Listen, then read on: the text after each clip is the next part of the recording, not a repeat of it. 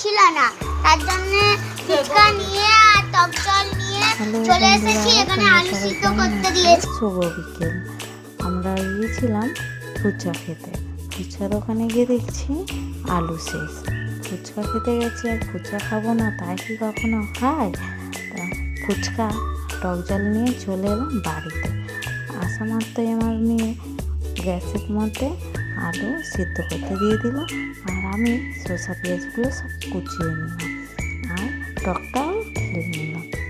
এবার তোমাদের সাথে শেয়ার করি আমার দুটো কথা।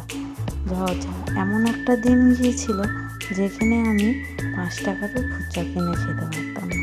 তখন আমি প্রেগনেন্ট ছিলাম। বাড়িতে সবাই থাকা সত্ত্বেও আমাকে কেউ বলেনি 5 টাকার কি ফুচকা খাবে। আজ 50 টাকার ফুচকাতেও আমার কাছে কিছু মনে হয় না।